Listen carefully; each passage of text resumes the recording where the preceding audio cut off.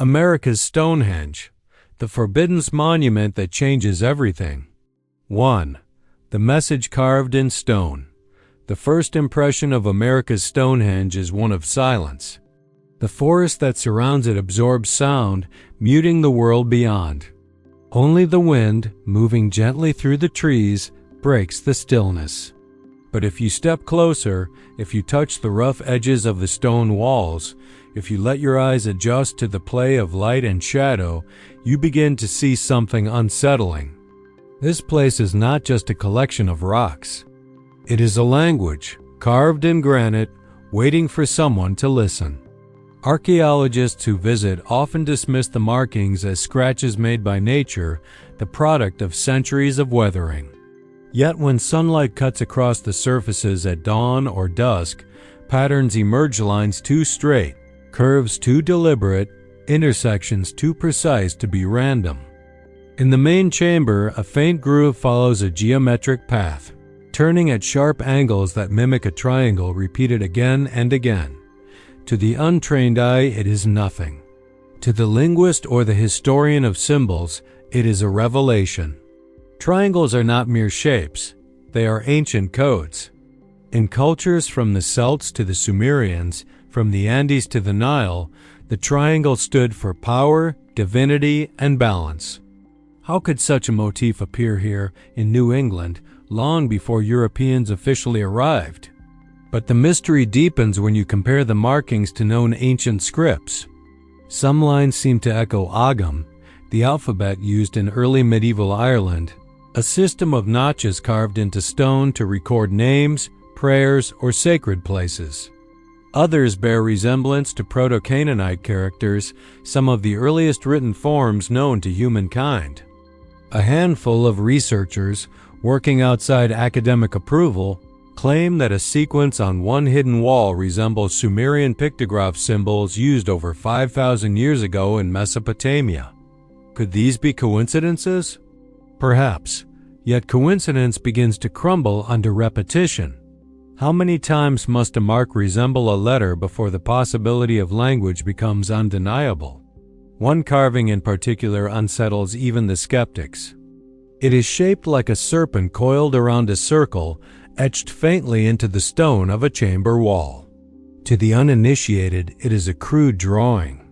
But to anyone versed in ancient cosmology, the serpent circling a disk is unmistakable. It is the Ouroboros, the eternal snake that devours its own tail. It is a symbol of cycles, of destruction and rebirth, of the eternal return. And within that circle lies a smaller groove, almost perfectly round, like the darkened face of the sun during an eclipse. Astronomers studying the site noted that a total solar eclipse passed over this region thousands of years ago.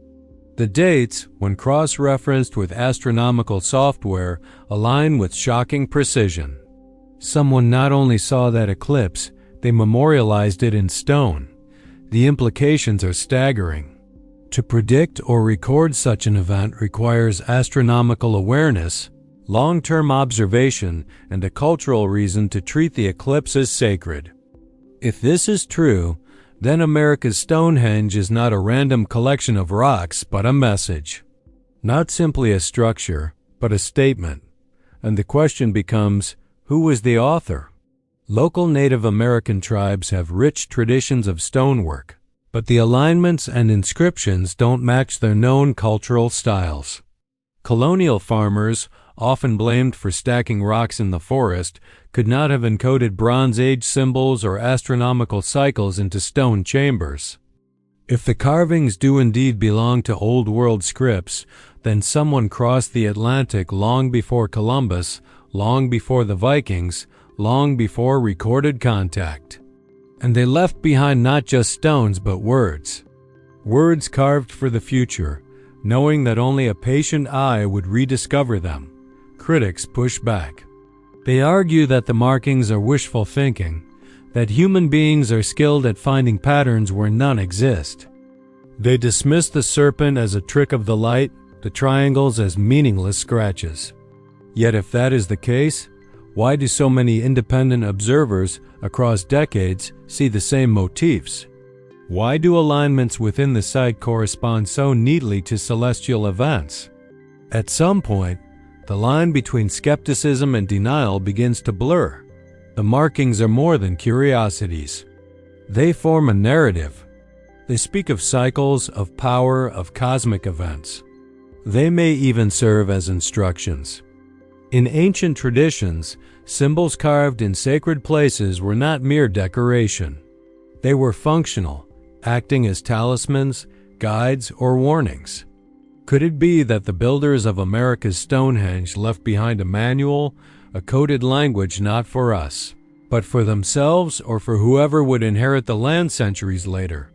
If the serpent and the disc signify an eclipse, perhaps the monument's purpose was to record time itself. To keep track of cycles so vast they exceeded human memory, anchoring them in stone for future generations to rediscover. When you stand in that chamber, with the serpent faintly visible in the shifting light, you feel something unsettling.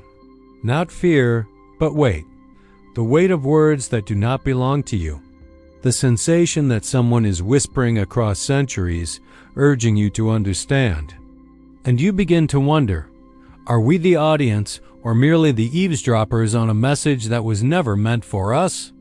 If America's Stonehenge is a language, then it is one that does not translate easily. Its alphabet is stone, its grammar geometry, its ink the shadow of celestial events. And perhaps that was intentional.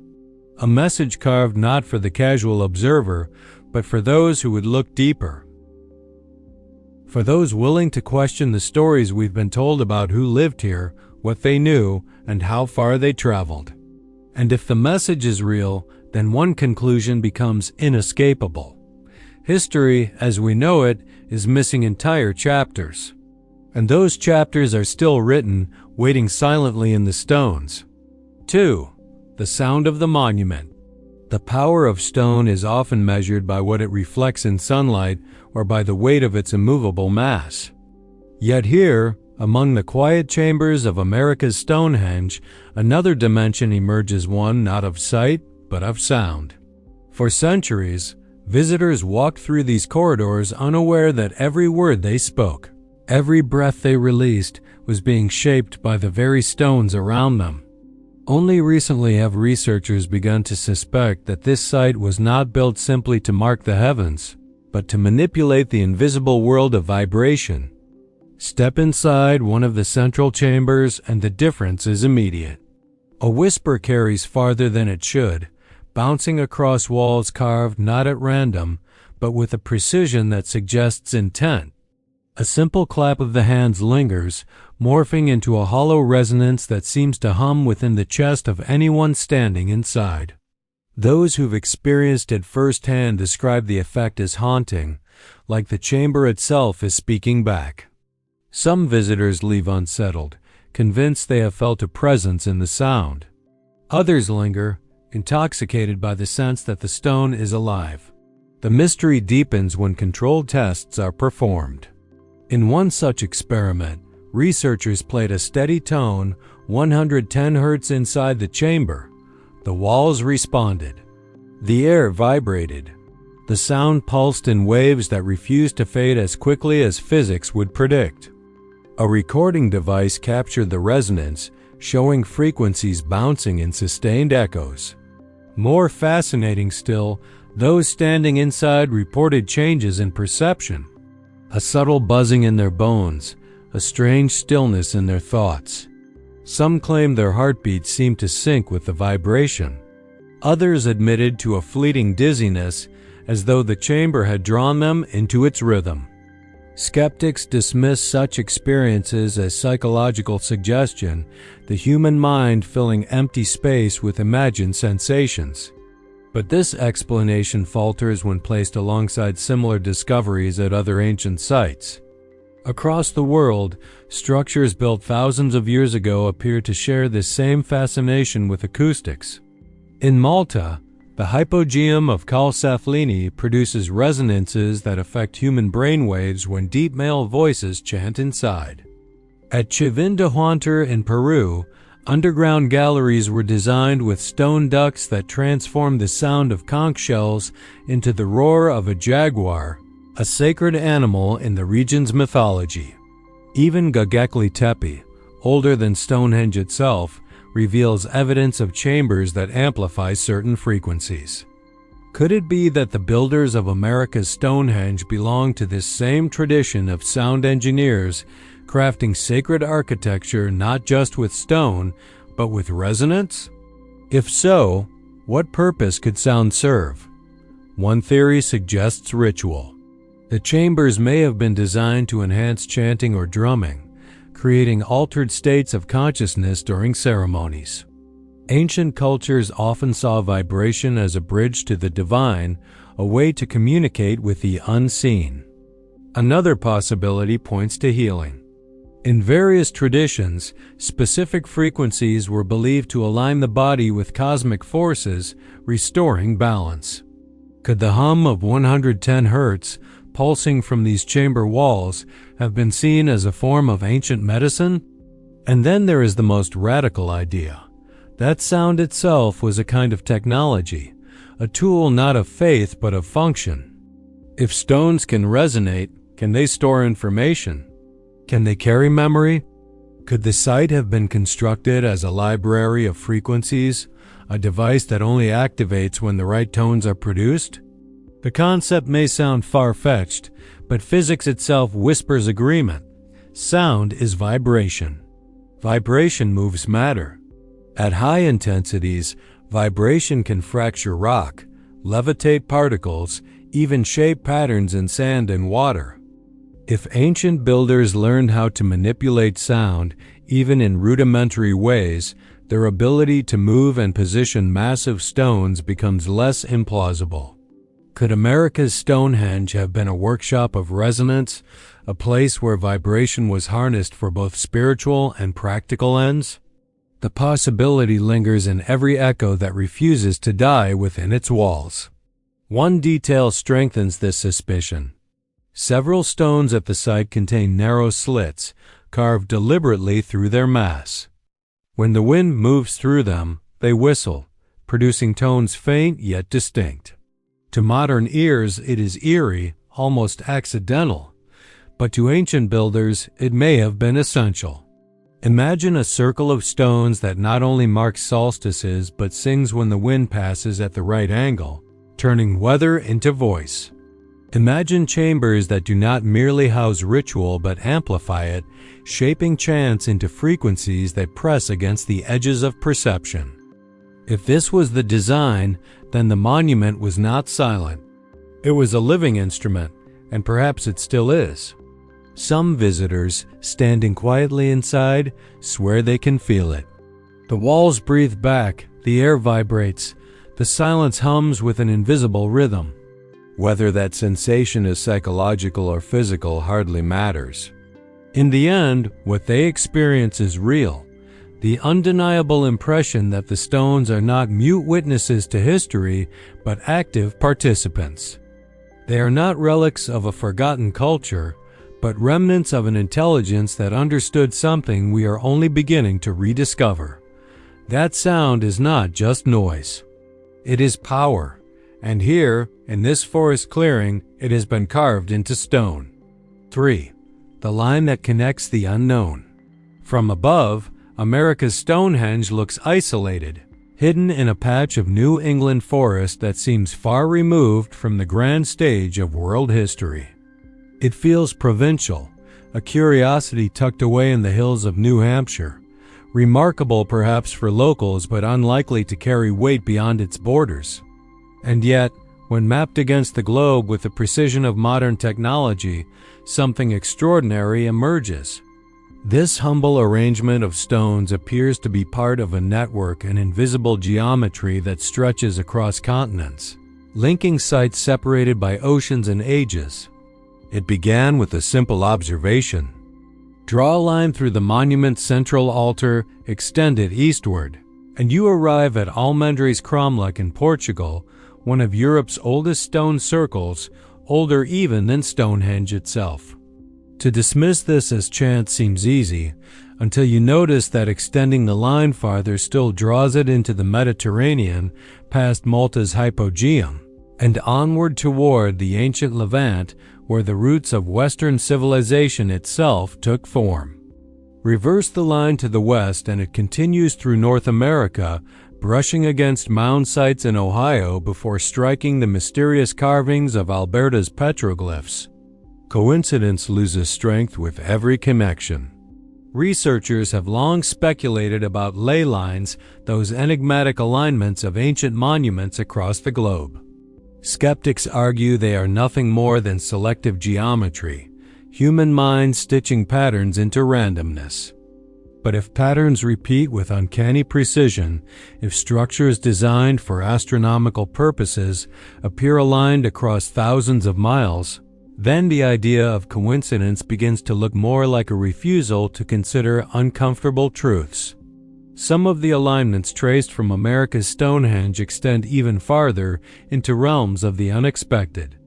One line drawn southward cuts cleanly across the Atlantic, grazing the shores of West Africa and intersecting with the stone circles of Senegambia, enigmatic megaliths that rise from the earth with no definitive explanation. Another projects toward the frozen edges of Antarctica, a place thought devoid of ancient construction. And yet, aerial photographs taken in the mid-20th century revealed formations beneath the ice that sparked decades of speculation. Could it be that this New England monument is not solitary, but a node in a vast planetary web? A global network whose purpose we no longer understand. Ancient cultures spoke often of the earth as a living being, coursed through with veins of energy. They believed sacred sites tapped into these veins, channeling power for ritual, for healing, for communion with the cosmos. Modern enthusiasts call them ley lines, but the idea is far older than the term. In China, they were the dragon lines of feng shui. In South America, they were the Sikhs radiating from Cusco. In Europe, they were the straight tracks of spirit paths. Everywhere, the idea emerges. Sacred sites are not random, but deliberate, chosen because they align with forces woven into the earth itself. When viewed through this lens, America's Stonehenge becomes more than an oddity. It becomes a beacon. Its altar, its alignments, its chambers, all may serve as coordinates, pointing outward to other monuments, to other cultures, to a forgotten understanding that the earth itself was a map and the sky above the compass. And if such a system existed, if ancient builders connected their monuments across oceans, what does it imply? Did they travel those distances, mapping the stars and tracing the planet long before our textbooks claimed such journeys were possible? Or did they inherit this knowledge from a source older still, a civilization erased by time but remembered in stone? The possibility unsettles because it demands reimagining the past. It asks us to believe that people we call primitive understood geometry on a scale we barely grasp, that they did not merely build in isolation but cooperated across continents, guided by a science as spiritual as it was practical. To ignore this is to insist that the alignments are chance. To accept it is to open the door to a history where distance was no barrier and oceans were not obstacles, but pathways. Standing at America's Stonehenge, it is tempting to see only what lies before you. Rough stones, lichen, forest. But step back way back and those stones no longer stand alone. They are lines on a global canvas. They connect to places half a world away. And once you see those lines, you cannot unsee them. The monument ceases to be local. It becomes part of something vast. A geometry of the forgotten. A network written not in ink or parchment, but in stone and earth and sky. If that is true, then America's Stonehenge is not merely an American mystery. It is a global one. And its silent stones may be whispering to us still, if only we're willing to trace the lines and follow them to wherever they might lead. 4. The cult of the black sun. The stones of America's Stonehenge do more than mark seasons or cast shadows. They seem to point toward darkness. Not just the darkness of night, but a far more profound and unsettling shadow, the eclipse, the temporary death of the sun. Ancient cultures across the world both feared and revered this event, seeing it as a rupture in the fabric of reality, a moment when balance faltered and the natural order collapsed. In New Hampshire, the alignments of the site suggest that whoever built it understood this celestial drama. They were not passive observers. They carved it into stone. In the central altar alignment, scholars have long noted the connection to the summer solstice. The rising sun casts its rays through narrow corridors, illuminating slabs with precision. But its opposite axis is rarely discussed. That line points not to a celebratory rising sun, but to a path connected with the eclipse. The monument seems to remember the rare moments when the world went dark in the middle of the day. To ancient people, this was not a coincidence of orbit. It was apocalypse. It was a cosmic reset. It was, in some traditions, the very face of a hidden god. The eclipse was feared as the devouring of the sun, often imagined as a serpent or beast swallowing the light. Yet for some, this act was not terror but transcendence. Evidence across cultures suggests that secret sects worshipped the eclipse itself. They saw the blackened sun not as absence but as presence, not as loss but as revelation. In medieval alchemy, the black sun represented transformation, the breaking down of form before renewal. In Norse myth, the Volfskal devoured the sun at Ragnarok, heralding the world's end, but also its rebirth. Could the builders of America's Stonehenge have belonged to this same current of belief? Did they gather in these chambers not to celebrate the ordinary cycles of light, but to honor the rare, destabilizing descent into shadow? One stone structure, partially collapsed and buried under centuries of soil, reveals a clue. Its roof once held a narrow slit, angled in such a way that light would only enter during solar transitions. During eclipses, it may have been the only place where light pierced the chamber, not as a radiant flood but as a dim and fleeting trace. Imagine standing there. The world outside in unnatural darkness, animals restless, wind shifting, silence pressing. Inside, a single beam of fading light strikes the altar. To the uninitiated, terror. To the faithful, revelation. The Black Sun cult, as some researchers describe it, would not have been a public religion. It would have been hidden, preserved by a small group who believe themselves keepers of forbidden knowledge. Such groups have always existed. In ancient Egypt, the priests who tracked eclipses kept their calculations secret, for to predict the devouring of the sun was to wield extraordinary power. In Europe, whispers of societies devoted to solar inversions circulated well into the modern era.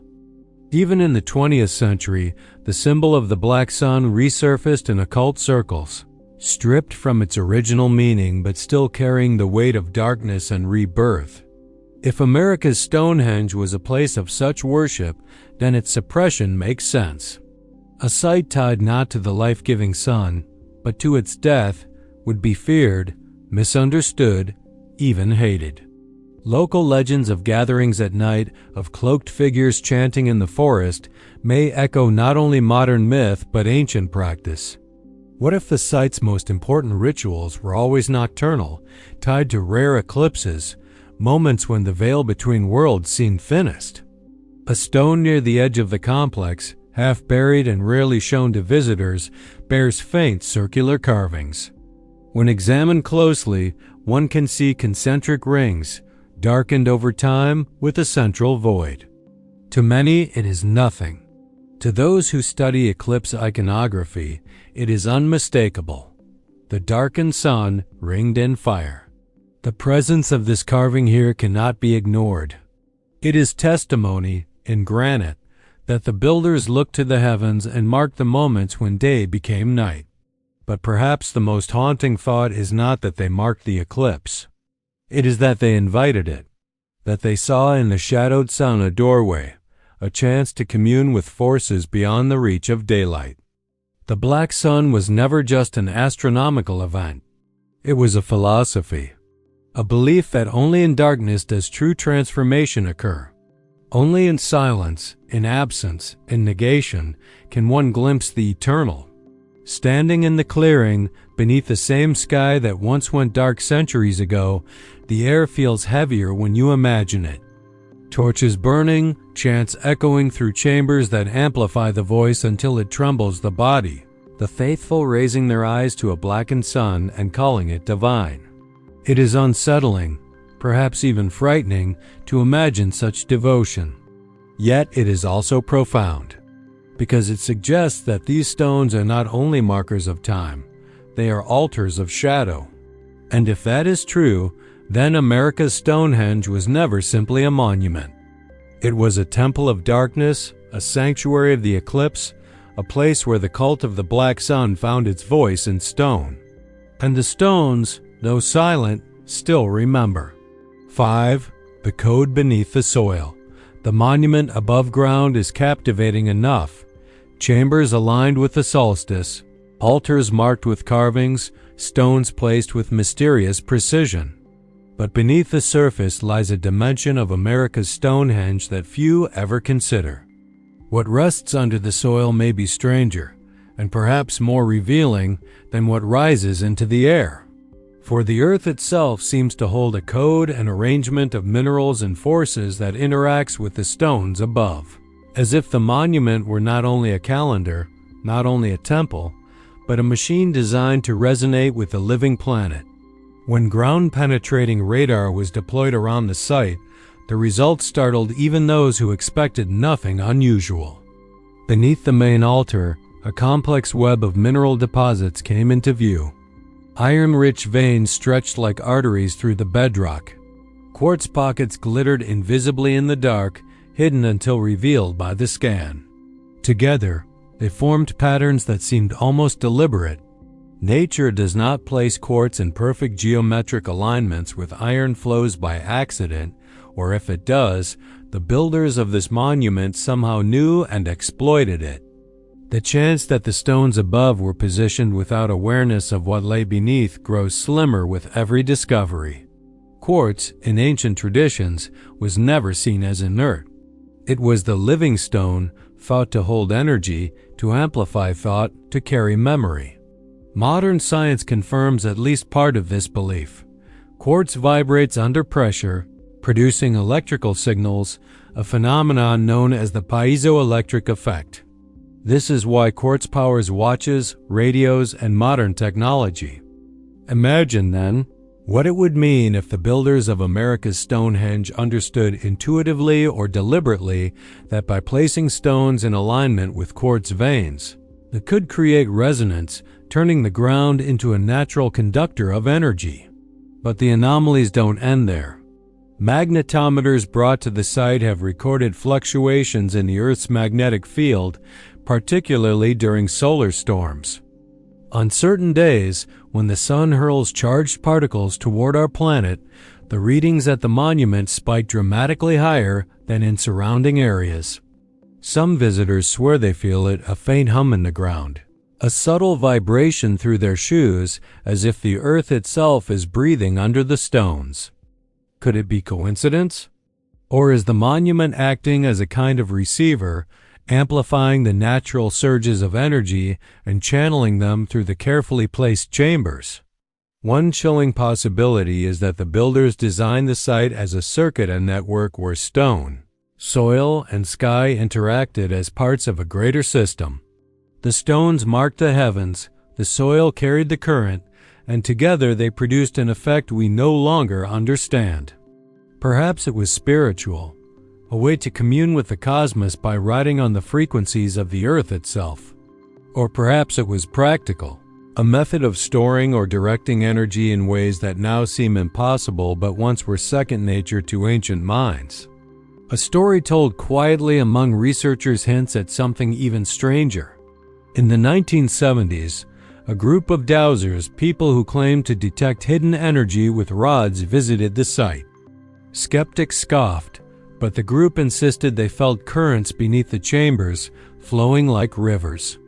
They described spirals of force, places where the ground seemed to pull, then release, as if breathing in rhythm with the sky. Later, when geologists mapped magnetic anomalies, some of the strongest readings overlapped exactly with the areas the dowsers had indicated. Science and intuition converged in ways that neither side wanted to admit. If this monument was designed with the Earth's hidden currents in mind, it changes everything. It would mean the builders were not only astronomers, but geologists of a kind. Readers of stone and soil who understood that power does not only descend from the heavens, but also rises from beneath. The code beneath the soil becomes a partner to the message carved above, creating a dual system sky and ground, light and mineral, cosmic and terrestrial. Why would anyone go to such lengths? Perhaps they sought a place where earth and sky connected, a junction where energies converged. In many traditions, such places were portals, thresholds where communication with other realms was possible. A monument built over quartz and iron could amplify the voices of ritual, carry prayers into the ground, and draw responses back through vibration. To modern ears, it may sound mystical, but to those who lived closer to the rhythms of the earth, it may have been simply practical knowledge. What unsettles most is not that the monument interacts with the ground, but that it still does. The quartz remains, the iron veins still pulse with the planet's magnetic field, and the sun continues to hurl storms of charged particles our way. If the site was once a circuit, it has never been switched off.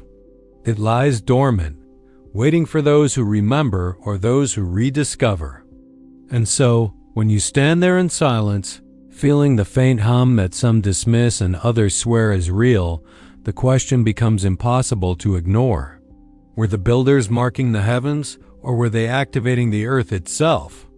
Was America's Stonehenge not just a temple but a machine? A code written into soil and stone, meant not for the eye, but for the pulse beneath your feet? The stones above tell a story, but the ground below may hold the key. 6. The broken stone no one talks about. Every great mystery hides a wound, a scar where something has been removed, hidden, or destroyed. At America's Stonehenge, that wound takes the form of a single broken slab of stone that now lies in fragments near the forest's edge. To the casual visitor, it is nothing remarkable, just another fallen rock blending with the moss and brush. Yet in early photographs taken more than a century ago, this same stone stood upright, imposing, placed not on the margins but at the very heart of the site's geometry. Its absence today is more than suspicious. It is a silence carved into the monument itself. The old images reveal something unsettling. The slab, taller than a man, stood aligned with the central axis of the altar stone. It was no accident. Its placement suggested importance, perhaps even primacy, like the keystone of an arch that holds an entire structure together. Visitors in the late 1800s wrote of it with curiosity, noting markings that have since eroded or vanished entirely. One sketch preserved in a private archive shows a spiral carved into its surface, a motif that recurs across megalithic cultures worldwide. Alongside the spiral appear three notches forming a trident shape, and beneath it a circular groove, shallow but deliberate. None of these designs remain visible on the fragments left today. They are gone, erased with the stone's destruction. What happened? Official explanations are vague. Some suggest vandals shattered it with sledgehammers. Others argue frost and weather finally split it apart. But the break is too clean, too purposeful, as if cut with intention. If vandals were responsible, why remove it entirely from its place of prominence? Why shift it to the side, as though deliberately dislocating it from the energy of the site? And if natural forces caused the collapse, where are the missing pieces that should have remained? The questions multiply, and with them suspicion grows. Local whispers tell of a time when the monument changed. Farmers in the early 20th century spoke of animals avoiding the site after the stone fell, of compasses that once spun wildly but now behaved with eerie calm.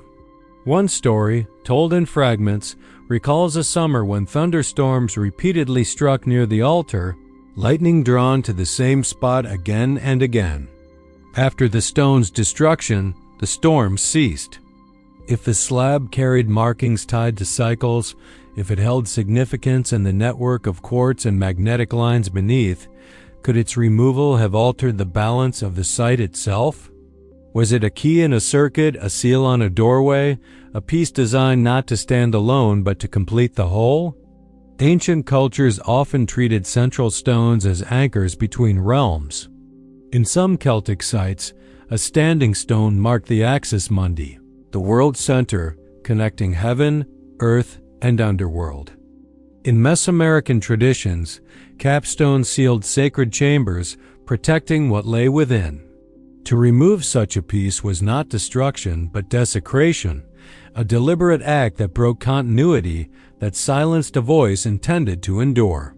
If America's Stonehenge held such a stone, then its shattering was not vandalism but containment. Someone wanted it silenced. Why? Perhaps the symbols it bore were too explicit, pointing toward a narrative that contradicted official history. A spiral suggesting knowledge of cosmic cycles, a trident recalling mythic deities of the sea, a circle within a circle echoing eclipse iconography. These are not idle scratches. They are messages, and messages carry danger. To acknowledge them would be to admit that whoever built this site encoded meaning deeper than skeptics care to allow. By breaking the stone, by scattering its fragments, the message was reduced to noise.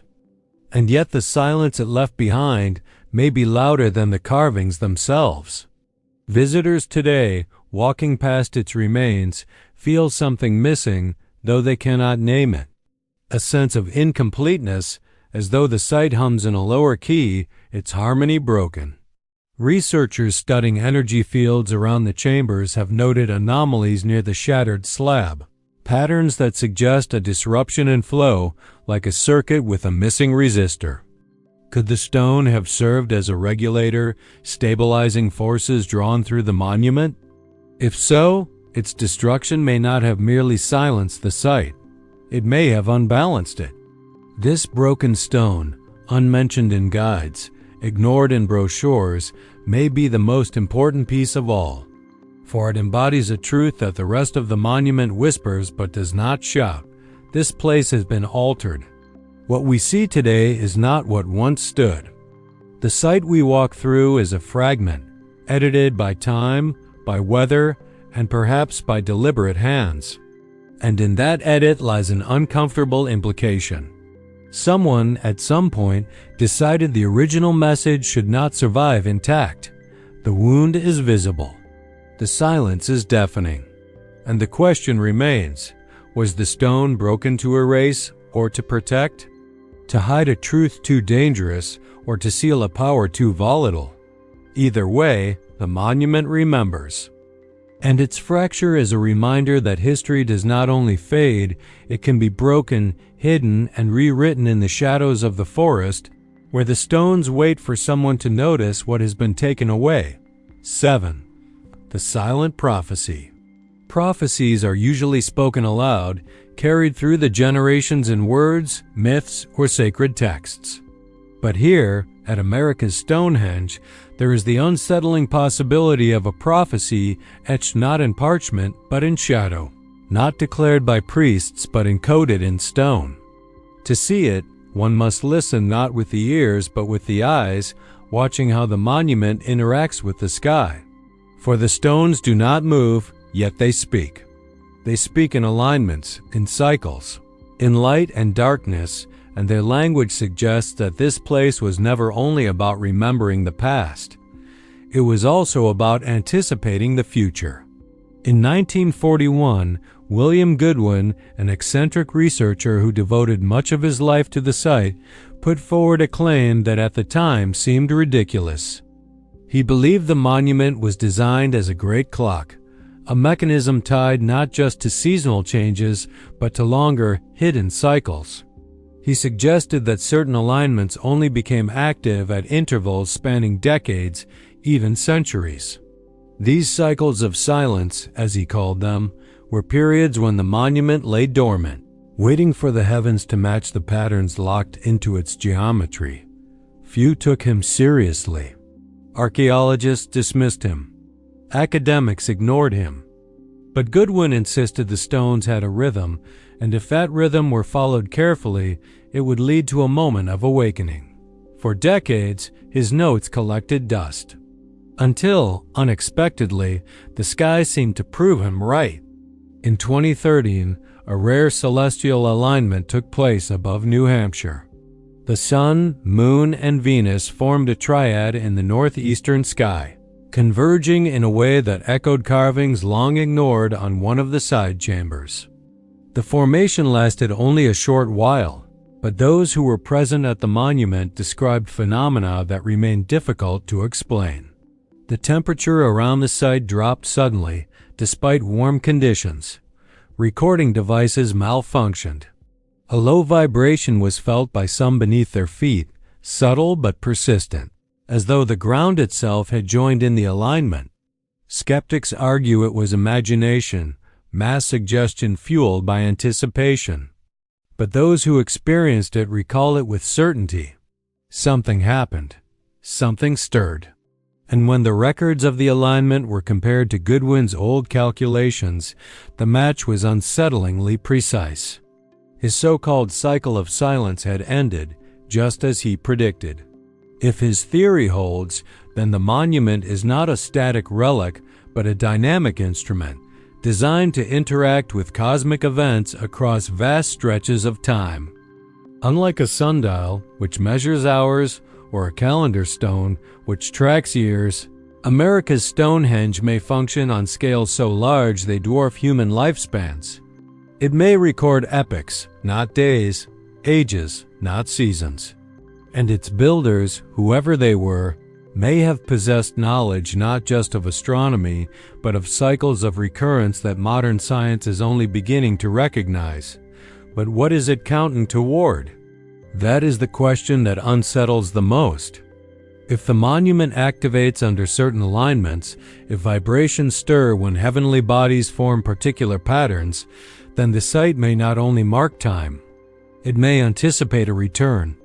Some have speculated that it is tracking catastrophic cycles, moments when the Earth is most vulnerable to solar storms or cosmic impacts. Others suggest it signals times of renewal, when knowledge is meant to be uncovered and used again.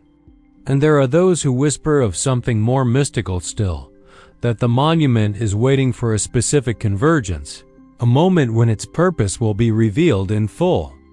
Goodwin's notes hint at dates yet to come, alignments that fall within our lifetime. If his calculations are even partially accurate, we may stand on the threshold of one of these moments. Already, astronomers have confirmed that in the coming decades, rare planetary and solar alignments will cross the skies over New England. When they do, the stones may again hum with resonance, the chambers may again channel vibrations, and whatever message has lain dormant for centuries may rise to the surface. It is worth remembering that ancient cultures often tied prophecy not to words but to cycles. To them, the future was not a blank page waiting to be written, but a wheel turning endlessly, bringing back events in altered form. Eclipses, floods, seasons, all repeated. And in that repetition lay prediction. If you could read the wheel, you could know what was coming. Perhaps America's Stonehenge is just that, a wheel of stone, a prophecy of cycles, waiting patiently for us to notice. The unsettling thought is that it may already have spoken and we failed to listen. Or worse, that it will speak again soon, and we are unprepared for what it has to say. For if the stones truly keep time, then their silence is not empty, it is deliberate. And when silence breaks, history itself may tremble. 8. When history doesn't fit the book. Every culture writes its history not only through what is remembered, but through what is silenced. The stones of America's Stonehenge testify to this silence. They stand in the open air, visible, unhidden, and yet ignored. Generations of schoolchildren pass through their education without hearing their name. Textbooks recount tales of Columbus, the Vikings, the Pilgrims, but not a single word about the chambered monument tucked away in the woods of New Hampshire. Why? Because this place does not fit. Its presence disrupts the clean narrative, and institutions prefer tidy stories over messy truths. To dismiss the site as a colonial curiosity is easy, and that is exactly what official archaeology has done for decades. The explanation goes like this. Early settlers or farmers, in clearing their land, stacked rocks into walls, chambers, and piles. They created a jumble that only later enthusiasts misinterpreted as ancient. It is a convenient answer, neat and safe, but it collapses under scrutiny. The alignments to solstices and equinoxes are too exact. The carvings too deliberate. The chambers too intricate. Farmers building barns did not orient stones to solar eclipses, nor carve serpents in circling circles. The official story is designed not to explain but to contain. It is easier to reduce the site to vandalism or folly than to accept its implications, and the implications are vast. If even one of the markings is genuine, if even one of the alignments was intentional, then history is incomplete. It means that people with knowledge of astronomy and stone construction were active in North America long before Columbus, long before the Norse. It suggests that civilizations we call Old World had reached the New, or that a culture entirely unacknowledged existed here, capable of feats we underestimate. This is not a small adjustment to the narrative. It is a fracture. It means our ancestors were more connected, more aware, and perhaps more advanced than we allow ourselves to believe. The silence surrounding the site is not ignorance. It is choice. Archaeologists who speak too boldly risk reputations. Universities prefer funding projects that reinforce accepted timelines, not ones that threaten to rewrite them. And so the stones remain, labeled as curiosities, relegated to fringe research, avoided in mainstream discussions. They are not disproved, they are simply ignored. That is how history protects itself, not by confronting anomalies, but by pretending they do not exist. But the stones are patient. They do not require acknowledgement to endure. They stand year after year, catching light, casting shadows, marking cycles. They wait for those willing to look, those willing to ask questions forbidden in classrooms. Who carved the serpent? Who aligned the altar? Who broke the keystone slab and why? These questions have no place in textbooks, but they burn in the minds of all who stand within the chambers and feel the silence pressing in.